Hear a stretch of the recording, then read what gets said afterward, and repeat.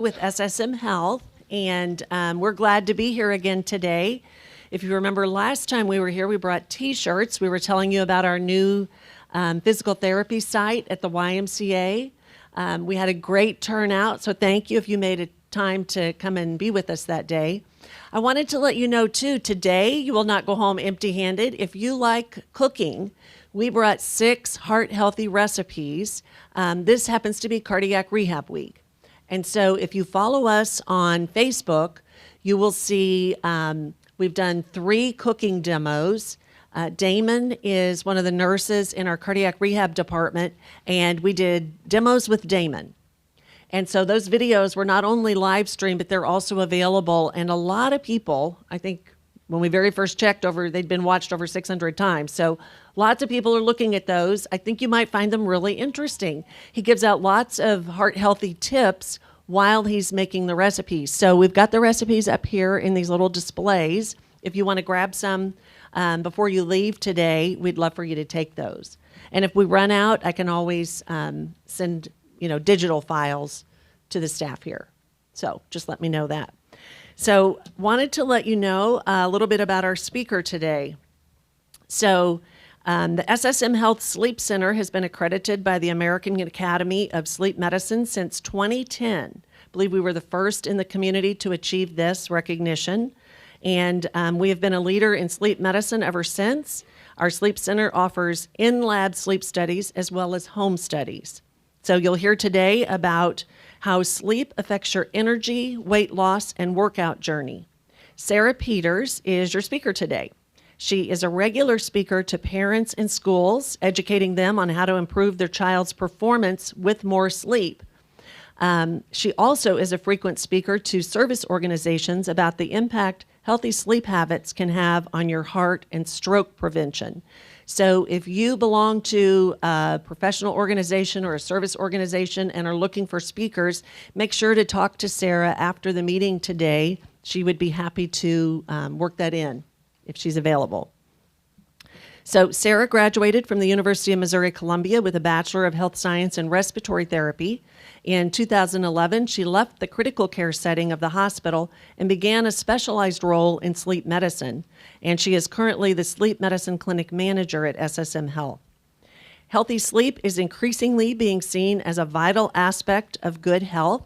Sarah's journey in sleep medicine has allowed her to learn and discover how poor quality and quantity of sleep can affect so many facets of a patient's life, but subsequently, how proper education and adequate recognition and treatment can dramatically improve a patient's quality of life. Let's welcome Sarah. Thank you. Do you guys want to get lunch? Don't let me stand in between you and lunch. Feel free. And can everybody hear me okay? Because I don't do very well standing in one spot. Thank you for that introduction, and thank you for asking me to come. As Janet said, my degree is in respiratory therapy, and a specialty of respiratory therapy is sleep medicine, and that's where I've spent the last 13 years, and it's really become a passion of mine as we look more at wellness in our health. I'm sorry, we're recording it, so if you could use the mic, that would be great. Thank you. How sleep affects our journey just in health. So most of us are very well aware that we need to put good focus on eating healthy and also having some exercise or some physical activity in our day.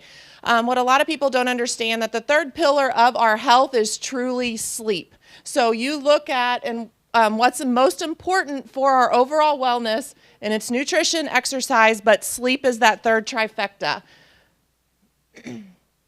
So what is sleep? So most people have to understand what it is to really understand why it's important.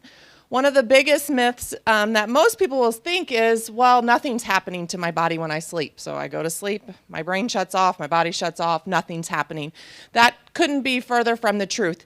Your brain is very, very active at sleep, and also parts of your body are very, very active. So even though you may be unconscious while you're sleeping, not remembering things, your body and your brain are going through lots of rejuvenation to get you ready for the next day. So kind of high level, what is sleep? When we go to sleep, we go through 4 stages, okay?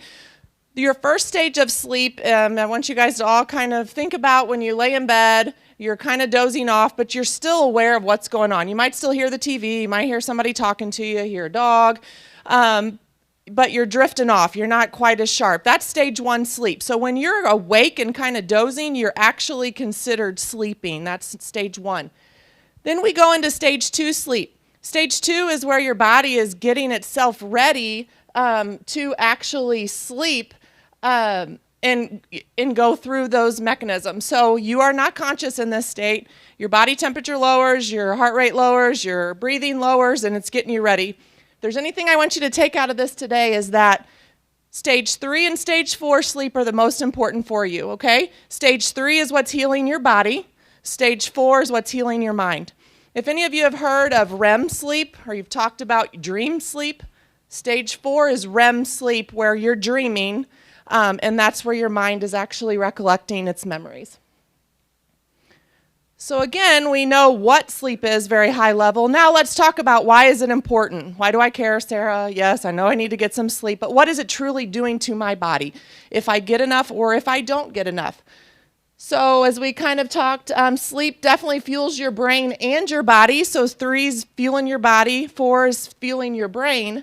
It's important for learning new information. This is why it's very important that we do a lot of talks in the schools and our kiddos, and why sleep is important for our kids and how they are learning and how they're maybe not learning and how they're doing in school.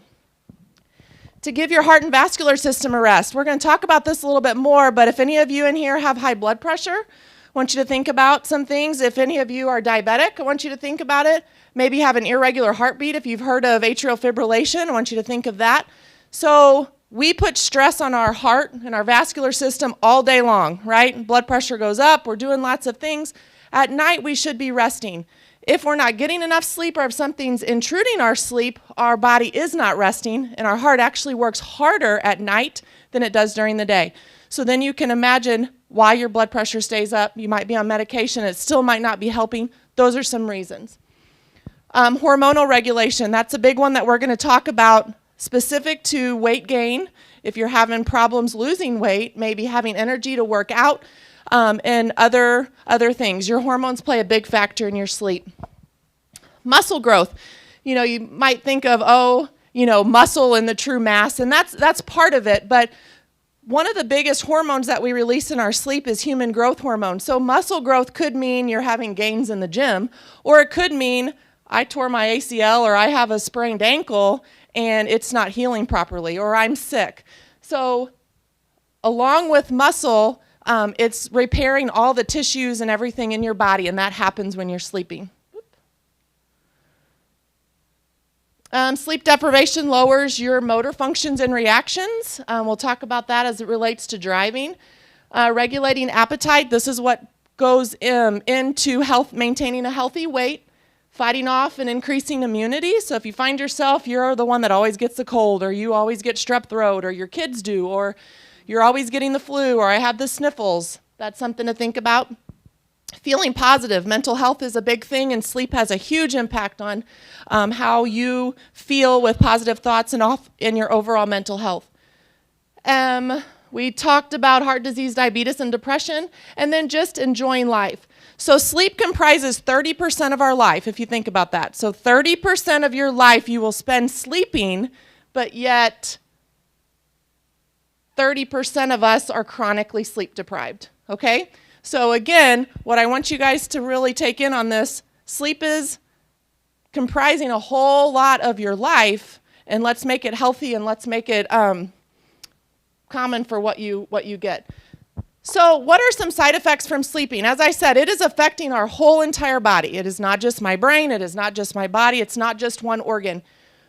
When you miss sleep, and missing sleep could mean that I don't get the recommended 7 to 9 hours, I always get 6. Or it could mean that I work 2 jobs and I can't get to bed till later, or I have a newborn at home and I'm up. Missing sleep can look different for many different people, but the effects are going to be the same. So irritability, think about what's your tolerance level for your spouse, your partner, your kids when you have sleep or when you haven't got sleep. Usually we're a little bit more irritable if we have it. Cognitive impairment, This is important for those of you with heavy machinery, maybe driving big trucks, things like that, think about, or even just driving your car.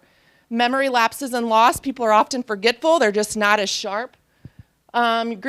Decreased creativity, increased stress. In kiddos, we see symptoms that are similar to ADHD, so they're actually different, which is a completely different topic, but how they respond. Your risk of type 2 diabetes increases.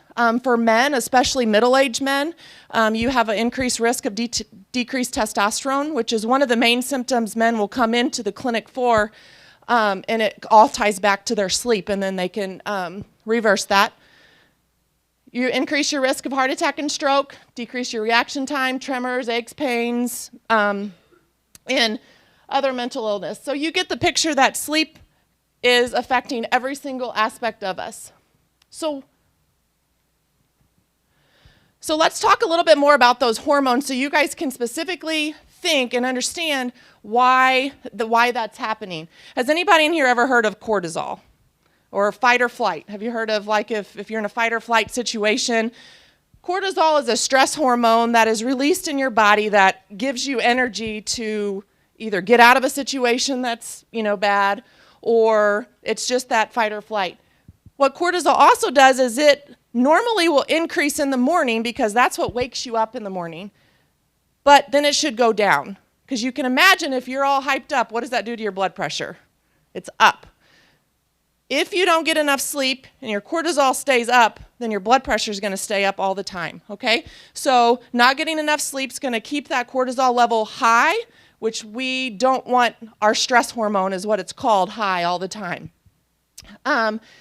It also tells our body that we need to store, again, fight or flight, I want to store, so store that extra glucose as fat, okay? If you have high cortisol levels, that's contributed to excess fat, and a lot of times in your middle section, if a doctor will talk to you about that, that's where you'll carry it, is in your stomach. Ghrelin and leptin. So these are two hormones that affect your hunger. One of them tells you you're hungry, eat. One of them tells you, I'm not hungry, stop eating.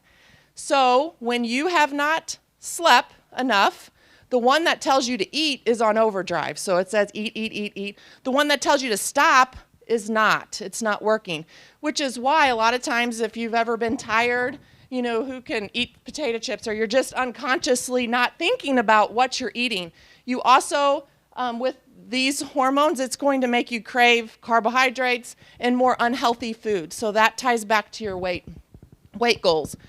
Insulin secretion. So insulin's a chemical that lets glucose in your cells. Sleep deprivation is going to impair this sensitivity.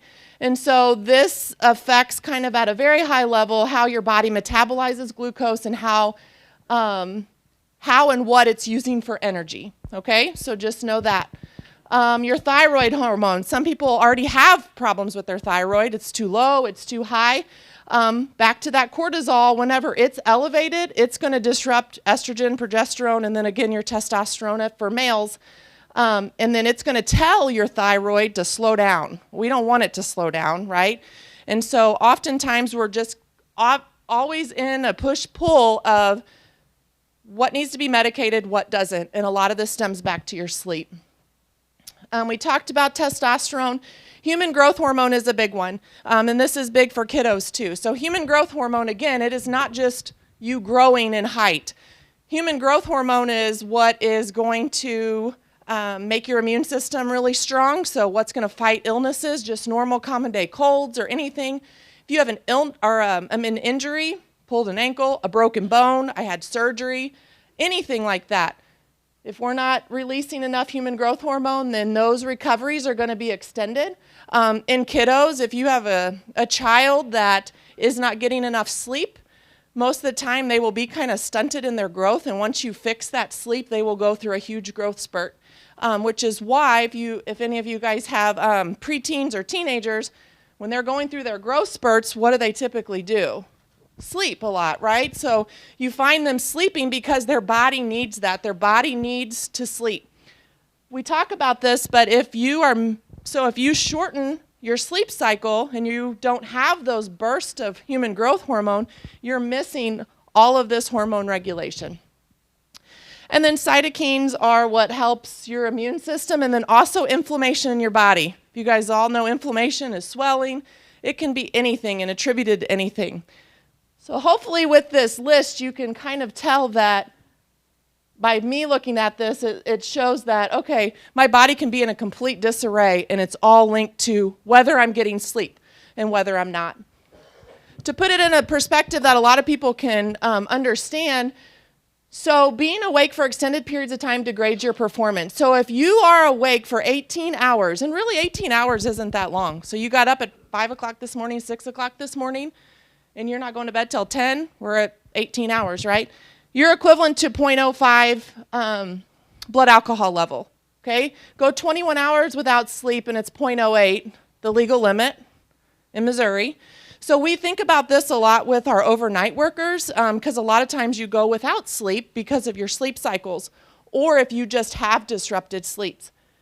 So when you put it in perspective of how my cognitive abilities are impaired, if I'm drinking alcohol and equivalent that to your sleep, you can kind of understand what it's doing to your thinking.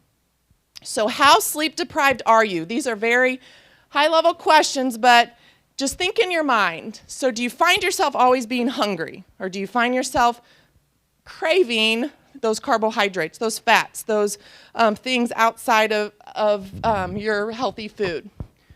Give the scenario, your partner, family member, child leaves the dirty clothes on the bedroom floor. How do you react? Do you react irritable? Do you fly off the handle? Do you have more control with that? That's another thing to just kind of think about yourself. How often do you forget little things like the name of a movie I saw or where I put my keys? And yes, a lot of that is just normal. You could say, oh, it's normal aging. But is your mind just not as crisp as what it typically is? Or do you find yourself saying, oh, I used to remember that, now I don't? Over the last couple weeks, do you notice it takes longer to do tasks? So that's just, again, that crisp thinking. And does it take longer because you don't have the motivation to do it, or you're just not thinking as clearly, or that energy is just not there?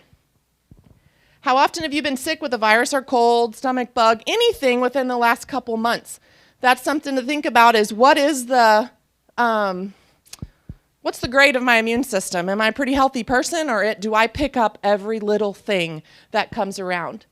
How does your skin look? So let's go back to this human growth hormone. You know, they say, do you get your beauty sleep? Well, your beauty sleep means when I sleep, I have that human growth hormone, which gives your skin a good color. You know, oftentimes if you didn't get a good night's sleep, you got bags under your eyes, you're just tired, and you look that way. That's all because of the cycle in your system. And are you having trouble completing your regular workout? And sometimes that can mean just motivation to get to the gym. I just don't have it. I want to sleep in the morning, or I don't want to go, or when I'm there, I can't push through. So those are some practical questions that you just kind of ask yourself to start thinking. Most of the time when we ask a patient, are you sleepy? If I would ask any of you, this whole room, if you're sleepy, who would raise their hand? And so sleepy looks different. A lot of times, thank you for being honest, a lot of times people say, I'm not sleepy because I'm not falling asleep driving, I'm not doing X, Y, and Z. But this is what sleepy looks like, and these are exact things that we hear in the clinic. So when a patient comes in and I say, are you sleepy? No. Okay. But then whenever they start talking, they might just say, I'm tired all the time, though, and I don't have any energy. I'm not myself. I'm always dragging. My spouse says I'm not myself. I'm grumpy. My brain is foggy. I can't think straight. So you're at work and you might just be staring at a computer screen. Or you might fall asleep after lunch because you kind of get that mid-afternoon sag. I don't even remember driving home. I drove, but I just kind of dazed off, right? Drove through a red light. These are all very real things. I can't stay awake in my favorite TV show. Who can stay awake at 7, 8 o'clock? Or I tried to stay up till the 9 o'clock, 10 o'clock news, and I can't. Every time I get in my recliner, I just fall right asleep. Spouse says I'm irritable. I don't have energy to play with my kids. They want me to do things. I feel like I'm always snapping at them. I don't have energy to do my workout. I just want to go home. I have no desire to go to the gym, go for a walk, whatever that may be. Walk my dog. My body feels heavy. My head feels heavy. I just don't even want to think. So after I said this, how many of you would say any of that has ever come through your mind that you might be sleepy? Nobody? The reason I bring this up is just when putting sleepy, that's hard. But when you look at how it's truly affecting your day-to-day activities and how you're feeling, it puts it in a little bit more perspective. So what can I do? What does that mean? And when we're sleepy, it means two different things, right? It either means that I'm not getting the quantity of sleep, so I'm not getting the normal or suggested 7 to 9 hours, or it could be my quality of sleep. So it could be, Sarah, I'm sleeping 9 hours, I'm in bed 9 hours, but I'm snoring, I know I have obstructive sleep apnea, I might have restless leg, I have something that's impairing my sleep. So it could mean two different things, but the same result is that you're not getting good sleep. So setting a bedtime that's early enough to get that 7 to 9 hours, that's hard, right? I mean, we all have obligations, we all have kids, we all have meetings, work, different things that we have to do.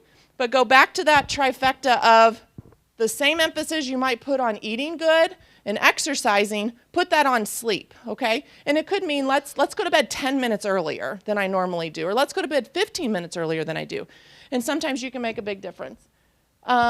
A relaxing bedtime routine. I'm going to focus here in a little bit on why going straight from my phone to bed isn't probably the best thing to do. So what's something you can do that's relaxing? Make your bedroom relaxing, and any light should be red. So probably tell my age here a little bit. I still use my alarm clock from when I was in high school. But what color were the numbers on your alarm clock when you guys were growing up? Does anybody remember? Red. What color are they now? Blue, pink, purple. They put them up on the ceiling. It might be on our phone. So we had it right a long time ago, right? So red does not disrupt our circadian rhythm and does not disrupt our sleep cycle. Blue light, white, pink, purple, the kids' LED lights that are in the room. If they're going to have those on in the room, tell them to put it to red. They can put it to red and they will sleep. You put it on any of the other colors are blinking and it's going to disrupt their sleep, even if they think they are. So if you have an alarm clock and it's not red, just turn it away from you. Any small amount of light will disrupt your sleep, and I'll explain that in a second.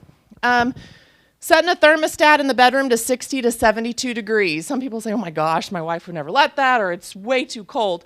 The reason for that is, as we talked about stage 2, your body is going to drop your internal body temperature regardless. So if you're sleeping in a bedroom that's 80 degrees or 78 degrees, it has to work harder to get your internal temperature down than if you would just start with your bedroom there. So the longer it takes to get it down, the longer it's going to take to get you in that cycle of sleep.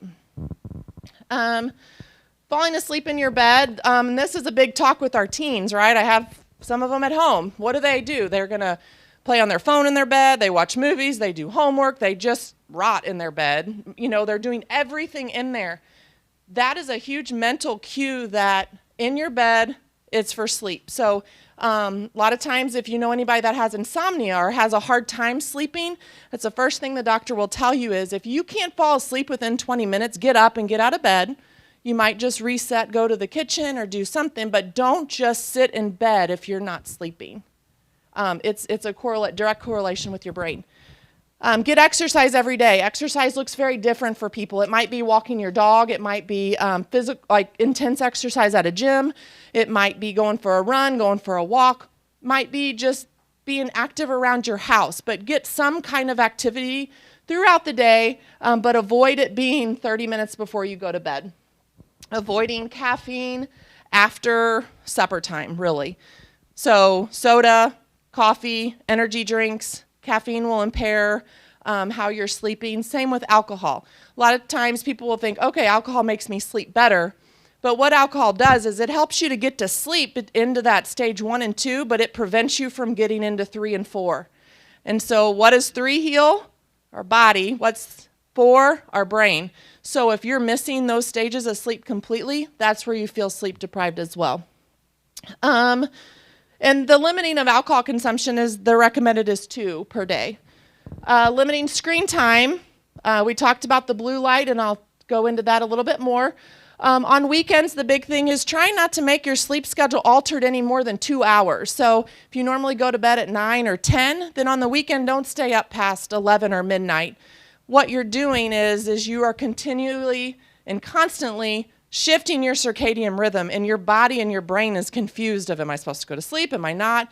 When am I going? So if you can keep your bedtimes within, an hour to an hour and a half of what you normally do through the week, same with your wake up time, that will benefit you. Avoid accumulating sleep debt. So this is a big question that people will ask is, okay, but I sleep in on the weekends. I slept in 3 more hours. Okay, so if I slept in 3 more hours, Saturday and Sunday, does that make up for everything? Am I fine now? The answer is you can erase some of your sleep debt, but you can't erase all of it. So let's say you normally get 6 hours of sleep every night. It's recommended for 9. So now we're missing 3 hours of sleep a night. 3 times 7 is 21. Even if you feel like you're making up 6 hours on the weekend, you still have a sleep debt.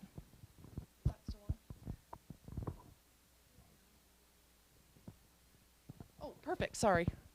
I told you I don't need a microphone. I'm loud. So that's just a good analogy that I like for people. Yes, when you're tired, take a nap or try to sleep in. But if you think that you can completely erase the sleep that you don't get during the week, that's incorrect.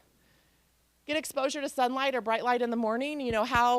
How much easier is it once the sun is shining, we wake up, pull the blinds open, or you go outside, sunlight helps you to wake up. And then, just looking at your schedule, making sure you're not doing too much. So we're going to talk about electronics, and you can bring this home to your kids and some information, but it does also apply to us.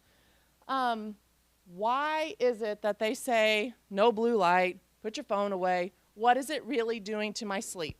And I'm going to explain this. So just as I talked about the red lights on your alarm clocks, when we have our phone, it's blue light, okay?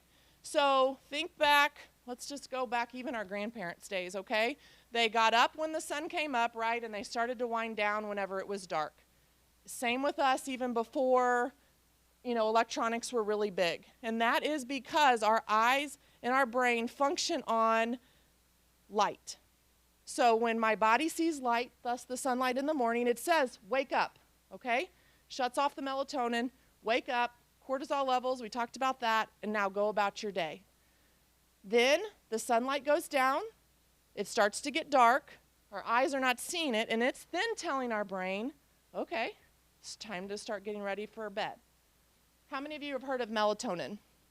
So melatonin is, it's an over-the-counter medication that you can take to help you sleep, and it's not a bad thing, but your body produces normal melatonin, okay?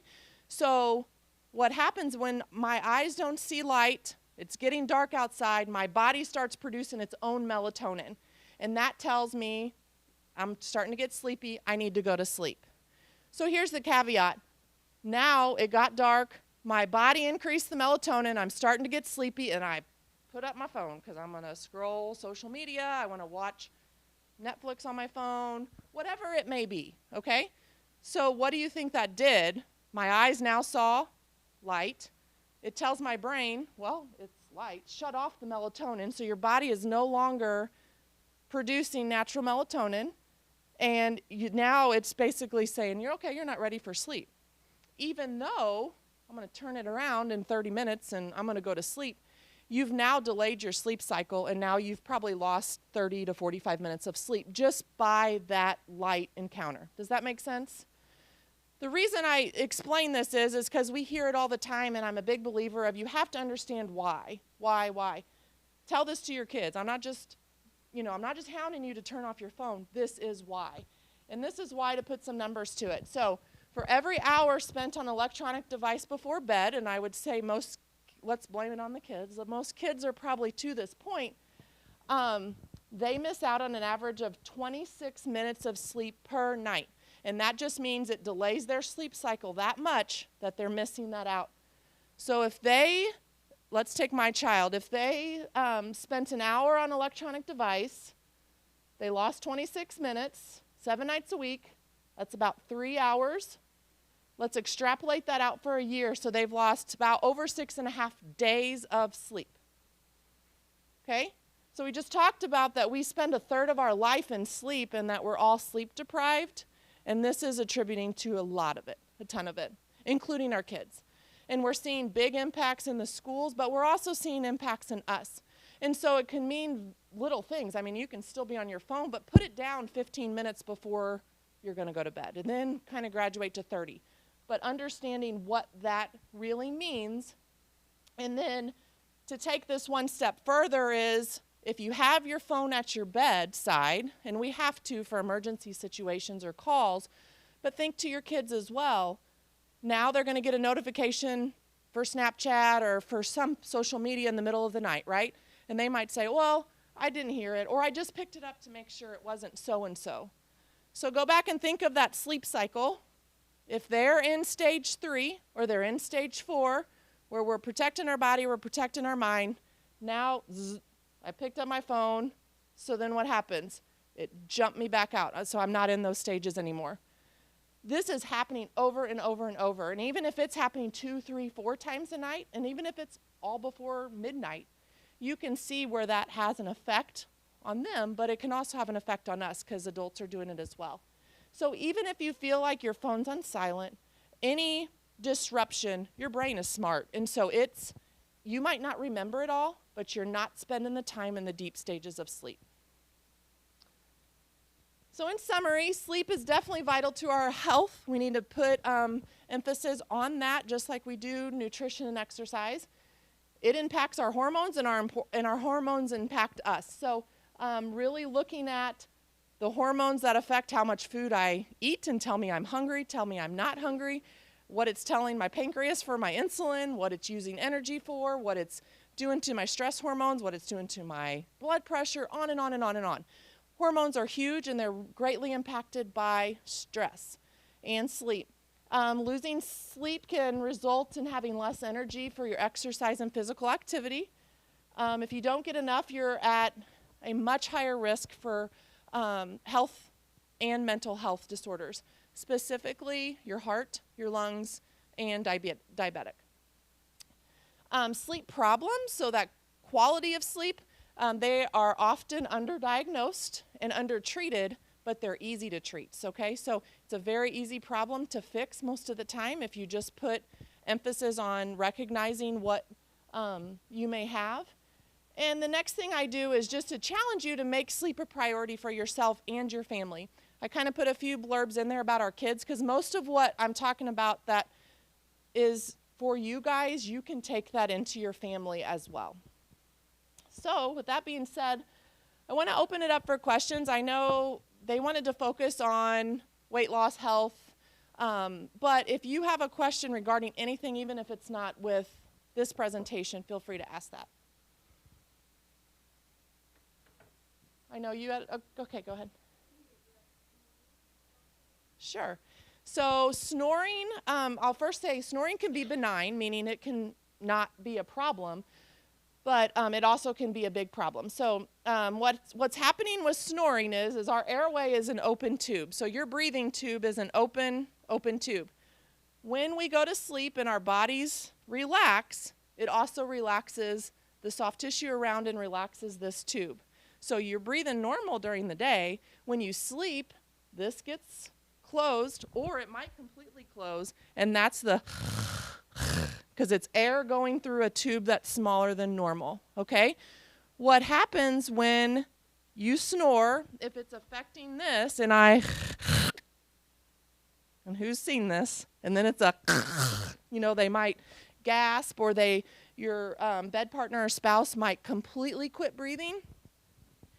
That is disrupting your sleep. So your brain wakes up because your body says, well, wake up because I need you to breathe. So now you've disrupted that cycle as well. Furthermore, when you stop breathing, I'm not breathing. So what happens when I'm not breathing? My oxygen level goes down. When my oxygen level goes down, my heart beats harder because it says, okay, it's supposed to be higher than that. So if my heart's beating harder, my blood pressure's going up, right? It wakes me up. And if any of you have ever woke up with your heart's racing, or if you've ever woke up kind of in a panic, that's that fight or flight. Your body's saying, okay, you are stressing me out. My oxygen was too low, my heart rate's too high, and I need to breathe. The good thing about snoring and sleep apnea, it is easy to treat, and it makes a huge difference because the goal is just to splint this airway open, which can be done with CPAP if you've heard that. Oral appliances are new. There's new technology that's coming out all the time because they're seeing such the benefit to treat it. Does that answer your question? Okay.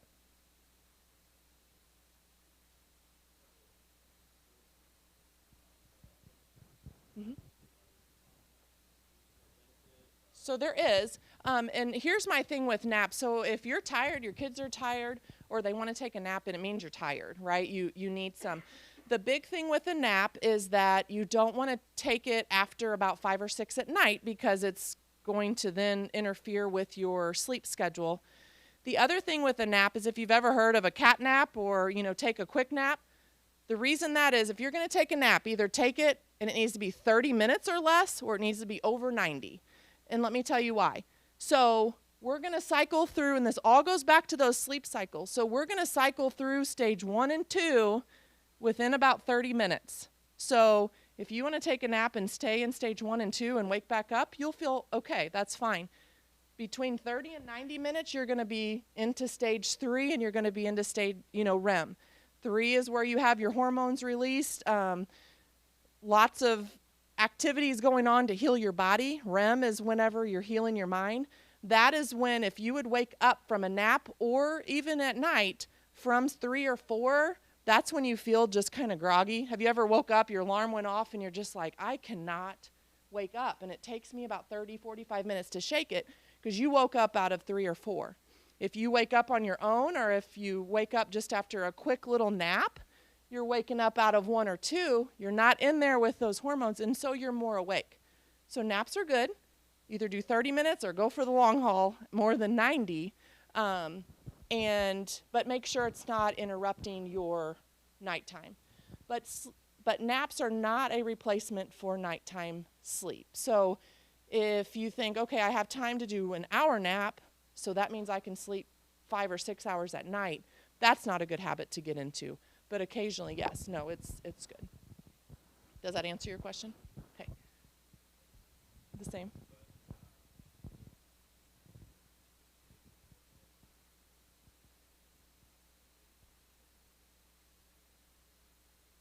To do what now? So naturally, our cortisol levels are high in the morning because it wants to tell our body, okay, feel good, let's get out of bed, let's go. If you've gotten adequate sleep, your sleep is good, not a lot of snoring, sleep apnea, that cortisol level will naturally fall, okay, and fall down. If it's staying up, there's probably something that's going on in your sleep or you're not getting it enough because we want the cortisol level to go down. We don't want to have a stress hormone high all the time. Does that make sense?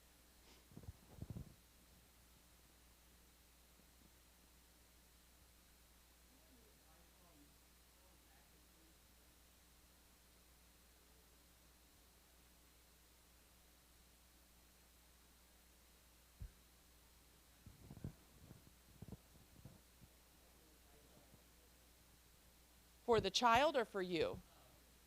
So, there's 2 different things because the child can have, so that's hard because again, wherever you're at in your cycle, sometimes it's like, I open my eyes, I feel like I can go straight back into my dream. I think you have to kind of identify what's keeping you up. So when you get up and let's say you have to go with a child, are you up for an extended period of time, 15, 20 minutes, then that gets your body going like, okay. The main thing is, again, your light. So if you can keep light exposure at a minimum, don't turn on a bunch of lights, try not to increase your activity. It's really kind of a brain habit forming thing. I know that doesn't help you very much, but the main thing is just to decrease stimulation so that your body doesn't think that it is time to wake up and it's, to go back to sleep. Anybody else? Now if it's time for a nap.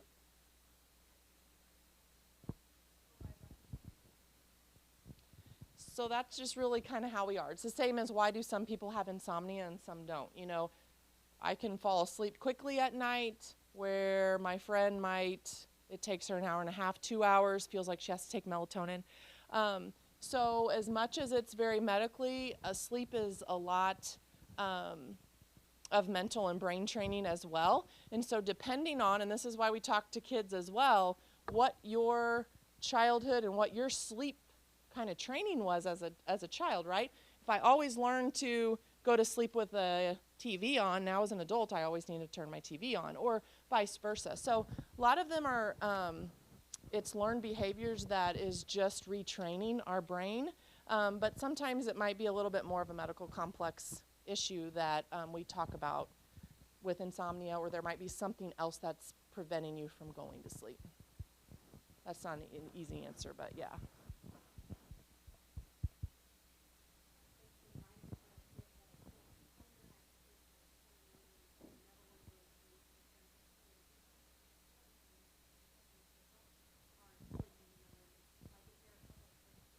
So the big thing to think with kids, and I touched on it briefly, was that so if I am tired, I am going to present being sleepy, nod my head. If my 6-year-old is tired, she is going to present being very hyper, very active. She is not going to look sleepy. So that's the first thing, is sleepy looks different to an adult and a child, okay? So a child will ramp up. And this is another big thing with schools, is the teachers are the best to see this. That child is often identified as they're always fidgeting, they're always moving, they're up and down, they're staring off in space, because that's their mechanism to stay awake. So the best thing for a kid is an established bedtime, but early enough that they're getting this suggested hours of sleep, because the further you get into their sleep deprivation, the more spun up that they get, if that makes sense. So the harder it is to get them to sleep. So the best rule of thumb with them, you have to establish a good bedtime routine, relaxing, but you make sure that they're getting enough sleep. And when I mean enough, 10 and, let's say school agers up to 10 years old, that means 10, 11 hours.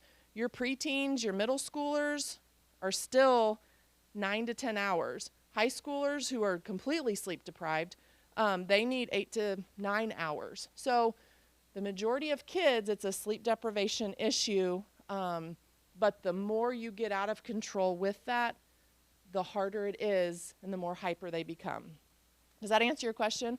So, but again, so backing it up, maybe it's 5 minutes a night, we're going to back your bedtime up. Kids, white noise helps, they have to feel secure, so kiddos to go to sleep that find every excuse in the book, maybe it's there's a history or there's something that they're afraid of, identify that. Red light is a big thing. So if you have night lights in your kids' rooms, make sure it's red. Make a red bulb. Don't put the bright, because if they wake up and that's there, that's another trigger. Just that routine, our kids are exposed to a lot more electronics, so making sure it's not an iPad before bed, try a book, those kind of things. So, but the important thing of that is to identify that a sleepy child looks different than a sleepy adult. So it might be like, well, they're not tired. They're running around and they're going crazy. Well, once they get to that point, it's because they're trying to stay awake. That they're never going to say, I'm tired, I want to go to bed.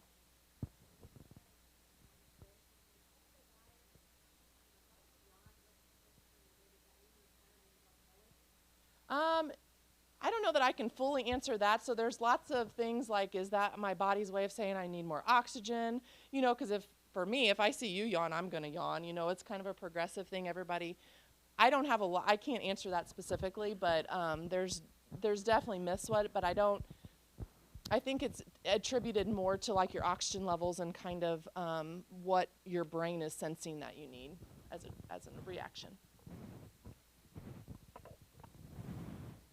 Did you guys learn anything? Do you know all this?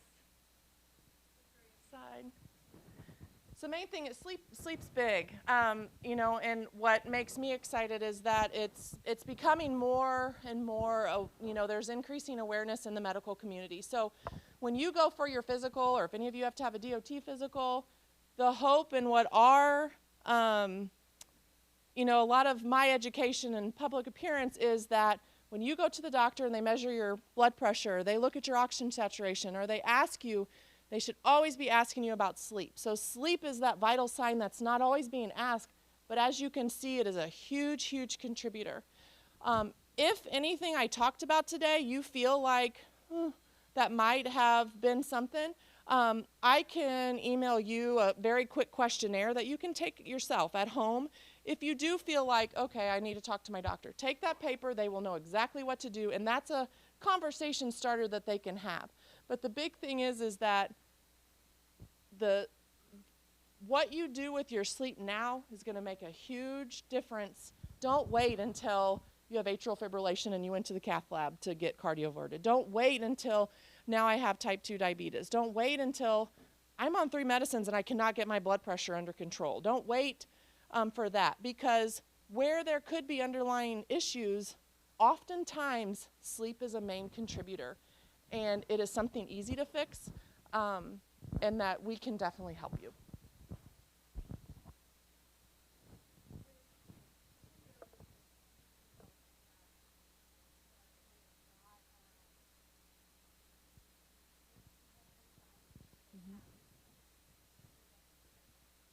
It can be.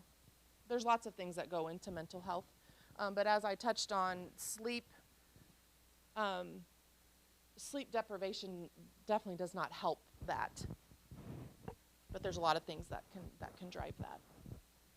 But like I said, all you have to do, think of a time where you didn't get a good night's sleep. I stayed out too late partying. Maybe my kids kept me up. I work 2 jobs and I just don't have a lot of time to sleep. I have a sick family member. Whatever the case may be, where you didn't go to sleep at a good time, you had to get up for work, and you're tired. When you're tired, how do you feel? Do you feel like your brain is crisp? I don't. Do you feel like you're happy and, no, usually you're irritable. Do you feel like you have that brain fog? Yes. So think of how you feel when that happens, and then extrapolate that, and that's taking a toll on your body each and every day.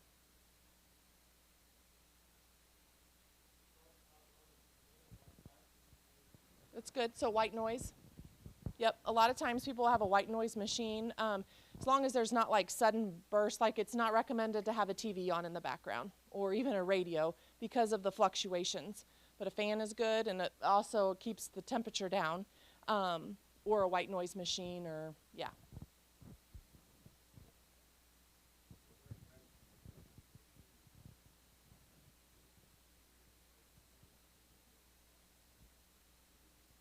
So we talked about that. If you wake up out of REM sleep, that's oftentimes where you're going to feel tired, right? So it's not necessarily a bad thing that you're having vivid dreams. Some people don't, they might not remember their dreams, or some people will say it is colorful and I mean intense. And that's okay. That's not a negative. But if your dream is more of a nightmare, and it's, if somebody struggles with PTSD or something that's waking them up out of your dreams and you can never go back to sleep, then that's a different issue to talk to your doctor about. But just having a vivid dream is not bad. Waking up from it is not abnormal, but the reason you're feeling tired is just where you're waking up in your sleep cycle.